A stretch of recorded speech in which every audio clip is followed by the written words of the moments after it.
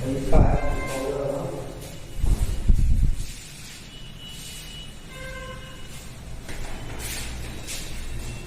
बच्चों, आज मैं आप लोगों को हिंदी काव्य में गोस्वामी तुलसीदास जी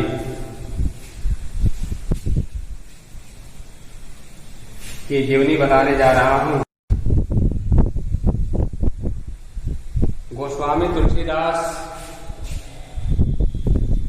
की रचना पढ़ने से पहले हम इनकी जीवनी के बारे में जान लें। इनका जीवन कैसा रहा, इनके माता पिता क्या नाम था, इनकी पत्नी का क्या नाम था, इनकी क्या रचनाएं थीं, इन सब की जानकारी लेने के लिए हम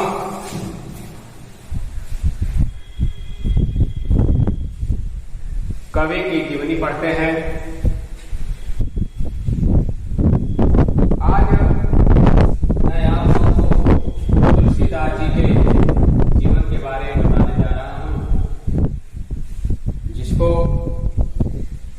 ध्यान से सुनेंगे। बोर्ड पर लिखा गया इनके जीवन से संबंधित जो बातें हैं उसको देखेंगे और समझने का प्रयास करेंगे। तो गोस्वामी तुलसीदास जी का जन्म सन 1532 ईस्वी में हुआ था। जन्म स्थान के बारे में मतभेद है। इनके जन्म स्थान के बारे में 3 मत प्रचलित हैं। जन्म का वर्ष तो एक ही है, लेकिन जन्म स्थान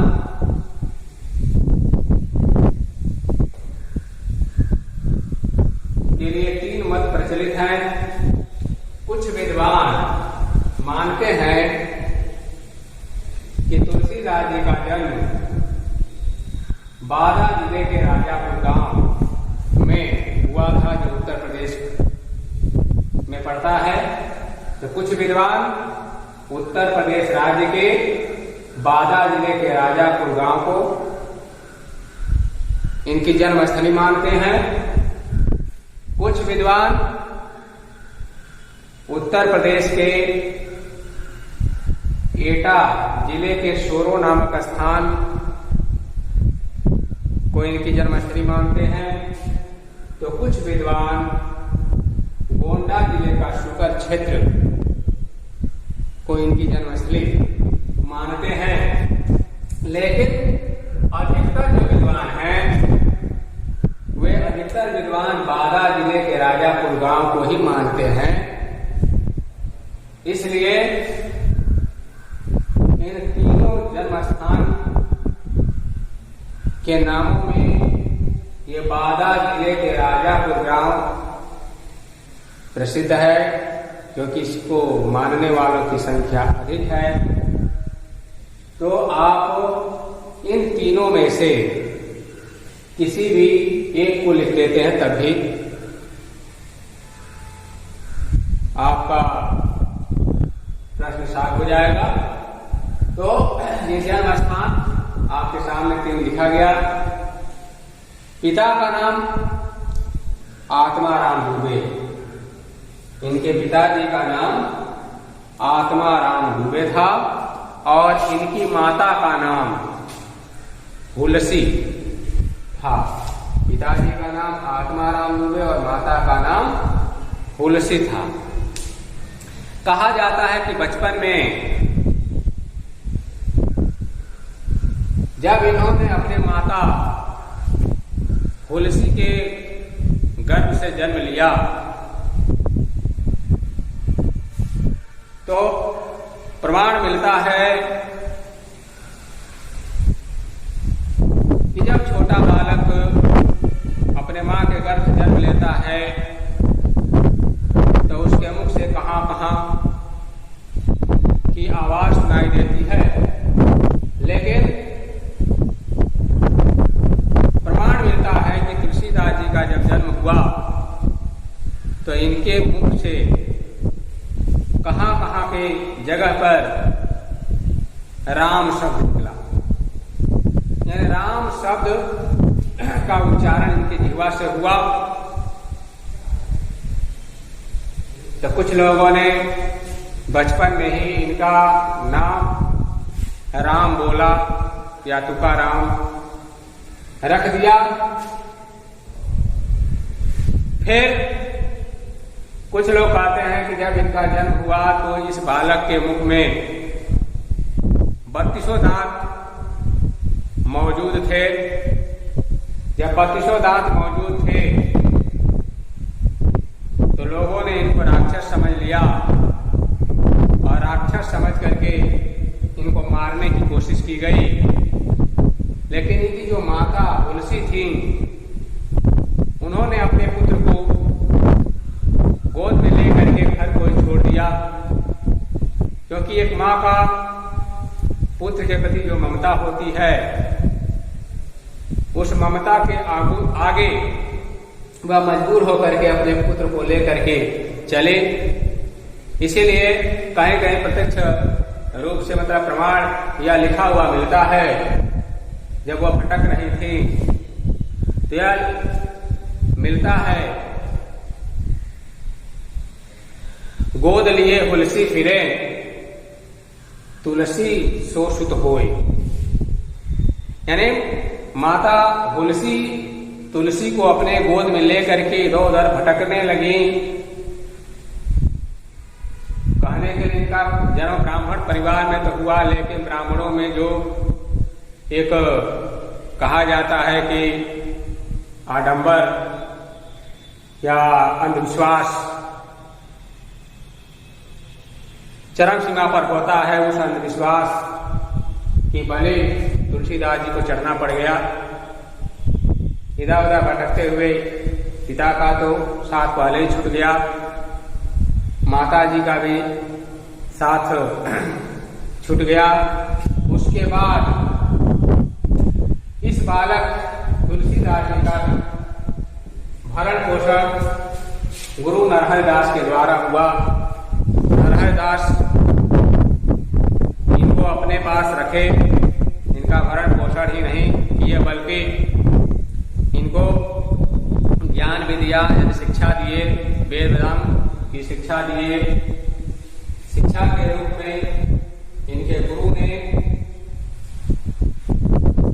15 वर्ष तक सनातन धर्म का पाठ पढ़ाया और पढ़ाने के बाद जब ये किशोरावस्था में आए तो किशोरावस्था में इनका विवाह रत्नावली नामक सुंदर लड़की से कर दी गई।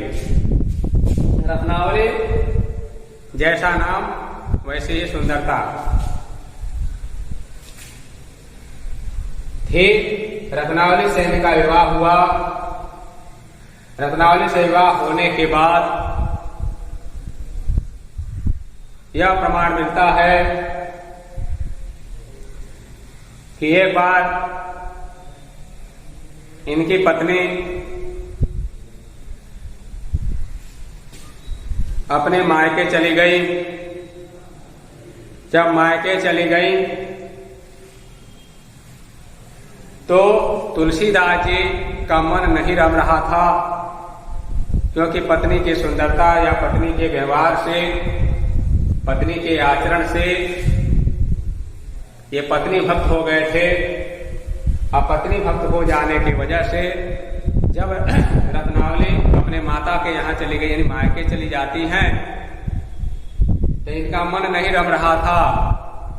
जब मन नहीं रम रहा था तो इन्होंने दिन तो किसी तरह व्यतीत कर लिया,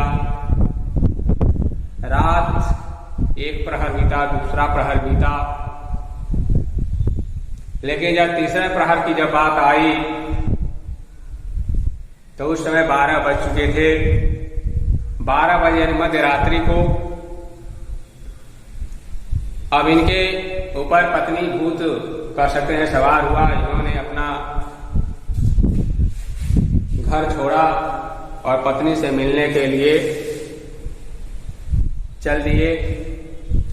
जब पत्नी से मिलने के लिए ससुराल चल दिए, रात के समय कोई आने जाने का साधन नहीं था। उस समय साधन नहीं भी हुआ करता था, लोग पैदल ही चला करते थे।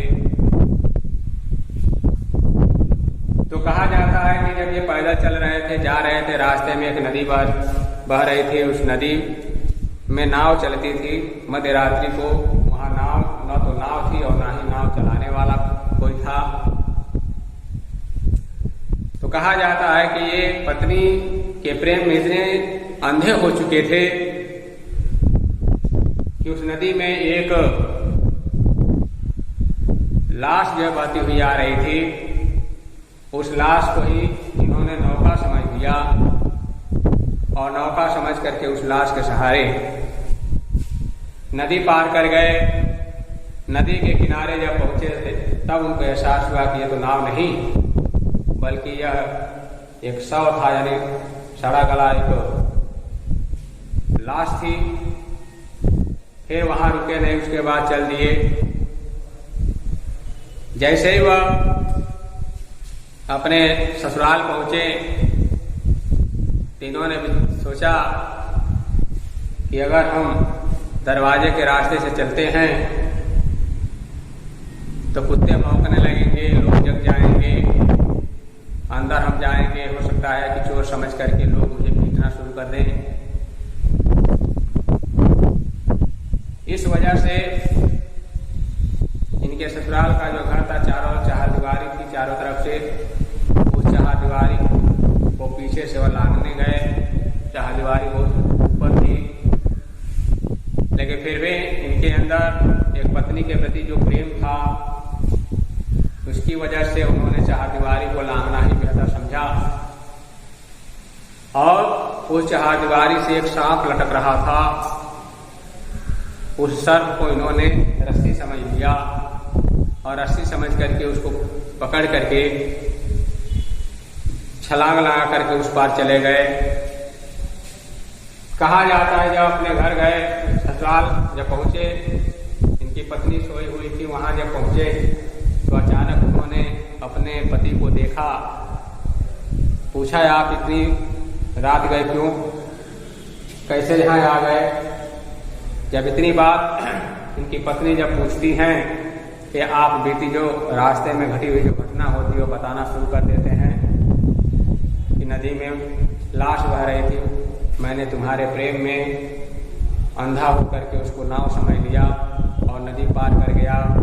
तुम्हारे प्रेम में अंधा होकर के मैंने पिछवाड़े से चारदीवारी पार की, सांप लटक रहा था उसको मैंने रस्सी समझ लिया।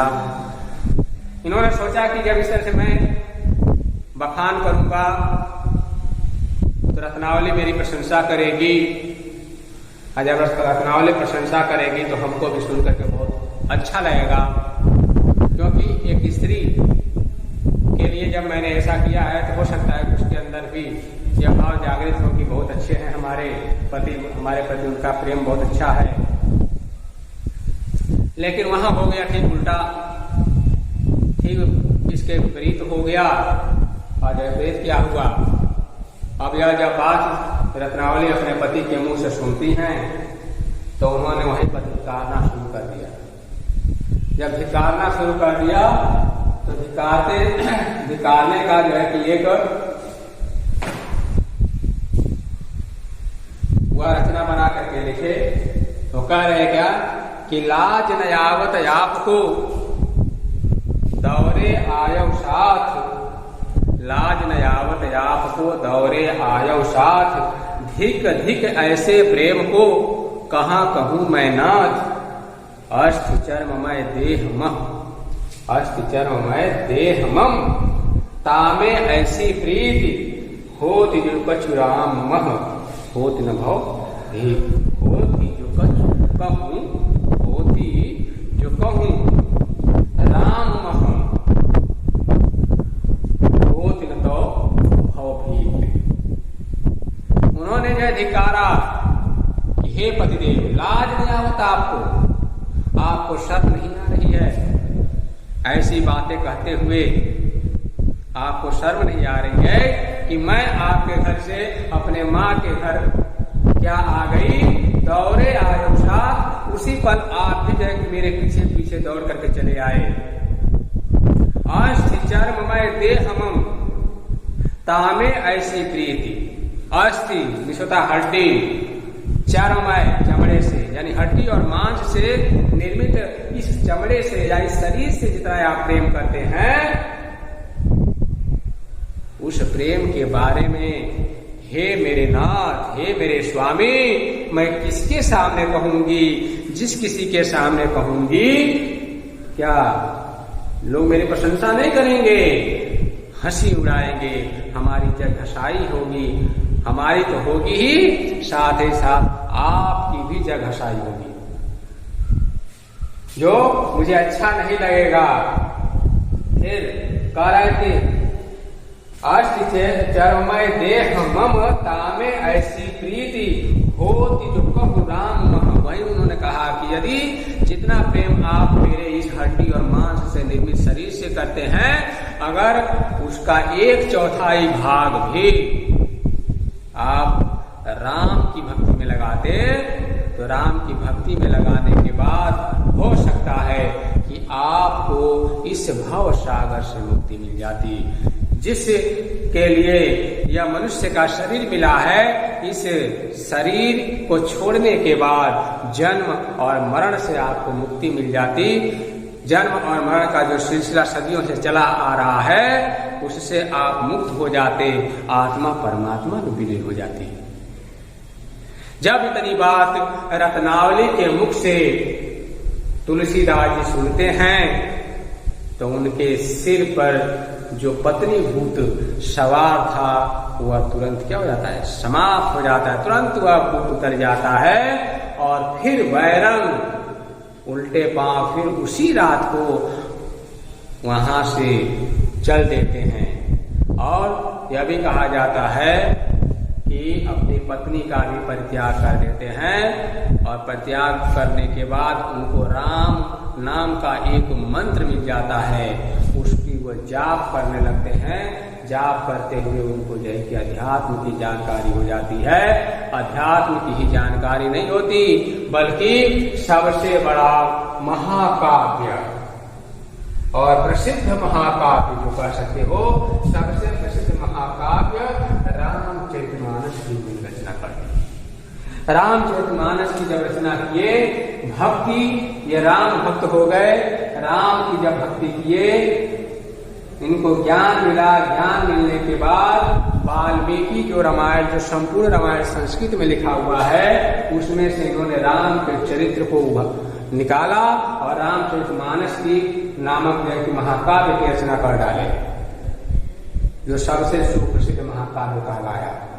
कहा जाता है कलयुग में इनको परमेश्वर के दर्शन हुए, राम के दर्शन हुए, उसके बाद इनकी आत्मा इनके शरीर को छोड़ करके परमात्मा में विलीन हो गई। जन्म और मरण से इनको मुक्ति मिल गई। अब क्या मरने का जो समय है, हर एक लोगों के या हर जीवधारियों के जीवन में आता है। आखिरकार वह समय आ गया और 91 वर्ष की अवस्था में सन 1623 ईस्वी में इनकी मृत्यु हो गई। मृत्यु से संबंधित एक दोहा प्रचलित है, जिसको मैं आपके सामने सुना देता हूं। संवत 1680, संवत 1680 80 गंग के तीर। संवत 1680 यानी विक्रमी संवत 80 है, और ईस्वी सन क्या है 1623। तो संवत 1680 80 गंग के तीर, श्रावण श्यामा तीज शनि, तुलसी तज्यो शरीर। इन तुलसीदास जी विक्रमी संवत के अनुसार, विक्रमी संवत के अनुसार 1680 में मरे और इसके सन के अनुसार 1623। तो इस तरह इस राम भक्त की जीवन लीला समाप्त हुई। लेकिन जाने से पहले इनके प्रसिद्ध कुल मिलाकर के 12 रचनाएं हैं, जिनमें से कुछ रचनाओं को मैंने आपके सामने लिखा है। राम लला नाछू, वैराग्य संदीपनी, राम आज्ञा प्रश्नावली, पार्वती मंगल, इसके साथ ही साथ कवितावली, दोहावली, श्री कृष्ण गीतावली, विनय पत्रिका, गीतावली, ये सब इनकी जो है क्या है, सुप्रसिद्ध रचनाएं हैं जो मरने से पहले ये लिखे थे। और लिखने की वजह से इनकी रचनाएं जो आज हमारे बीच हैं, तो तुलसीदास जी हमारे बीच अनुपस्थित होते हुए भी उपस्थित है, यानी यह सदा के लिए अजर अमर हो गए। क्योंकि जब जब हम इनकी रचना पढ़ेंगे तब तब हम इनको याद करते रहेंगे। तो यह कवि आज हमारे बीच नहीं है, लेकिन इनकी रचनाएं हमारे बीच हैं, जिसको हम पढ़ रहे हैं। इनकी सुप्रसिद्ध महाकाव्य रामचरितमानस, जिसका लोग बहुत ही आदर करते हैं। यहाँ तक कि कोई शुभ कार्य होता है घर में, तो उस शुभ कार्य होने से पहले 24 घंटे तक का ये मानस पाठ चलता है। हिंदू धर्म के लोग मानस पाठ करवाते हैं। तो आज यह सुप्रसिद्ध जो महाकाव्य है वह रामचरितमानस है। तो ये रहा तुलसीदास जी के जीवन से संबंधित जीवनी। अब इनकी रचनाओं को हम नेक्स्ट वीडियो में जो रचना है उसको पढ़ेंगे। आज के इस वीडियो में बस इतना ही। धन्यवाद।